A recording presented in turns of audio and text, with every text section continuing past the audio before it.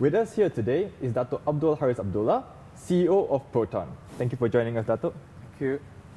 So, exciting times ahead for Proton.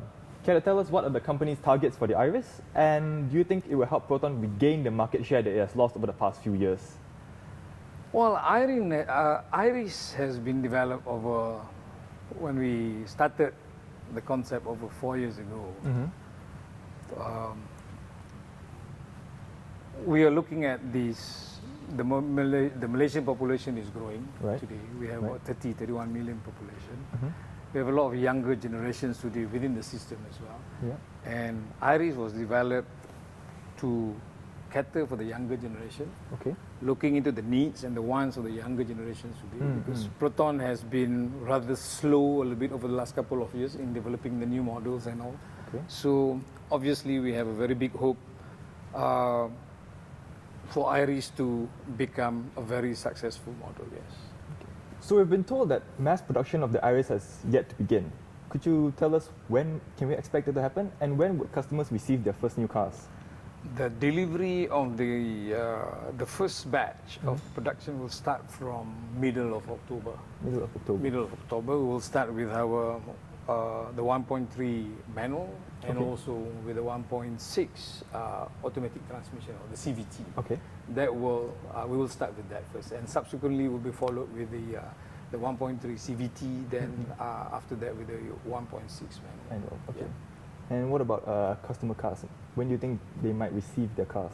They will start receiving the cars from middle of October. Middle of October itself. October, So when production starts, pretty much it. We are building the stocks at the moment, and we should be making all the deliveries to the customers from middle of October. Right. So of course, when production begins, naturally the Tanjung Malim plant will be a lot busier. Are there any plans to expand on the workforce?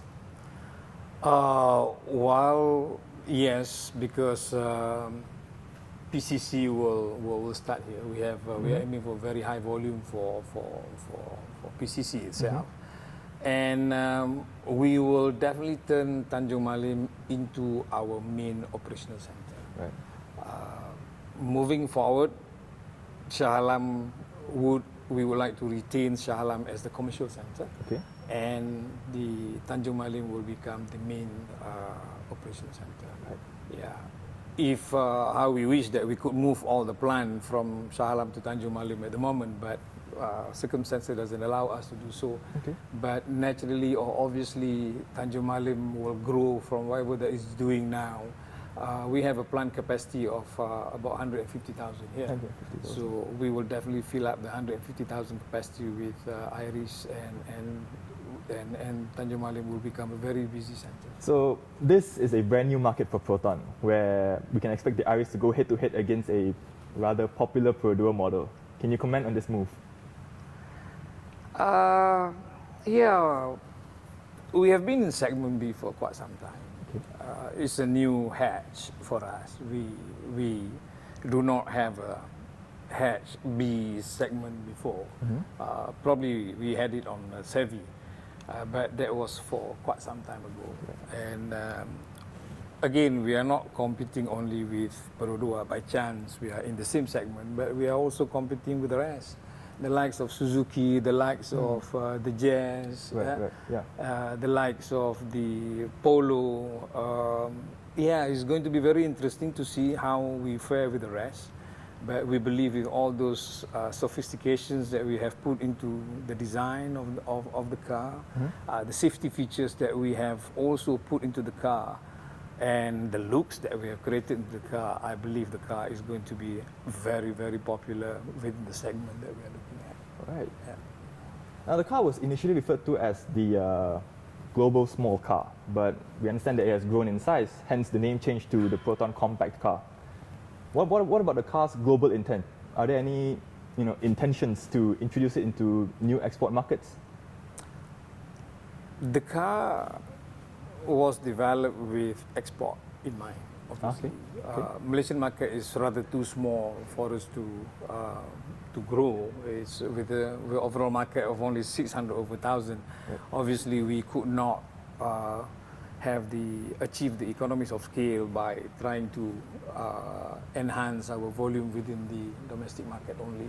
So obviously we need to look at export. Right. But first and foremost, we have to fill up the demand that we are having, the first demand of 17,000 units that we have in the system today from the dealers and also the branches that we have in the system. I would say that within the next 6 months, at least, we will not be looking at export program for the time being. Okay. Be so focused with the domestic market. But then again, the branding starts from home. We have to look at our seriousness in penetrating the ASEAN market to start with Indonesia, Thailand, Singapore, and all within the region. Okay. So that will be the main market that we will be looking at, on top of the traditional market of Australia and also UK. Yeah.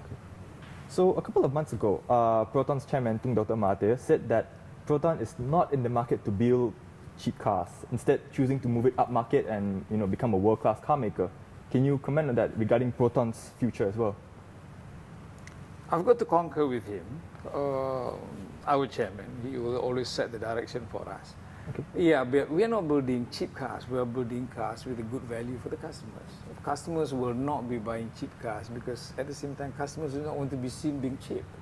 They would like to have a car that provides good value, that meets the needs and the wants of them. Consumers, Of the consumers. So the car, to a certain extent, must have a very good value. I mean, those were the days when we launched our car. We have always used that theme of value for money. That's where we are going back. We are with the good offerings that we are putting into our cars, with a lot of safety features, with a lot of convenience features. I think we are going to have a car which is very good value for money. Well, that's all the time we have for today. Thank you again so much for joining us, Datuk. Thank you.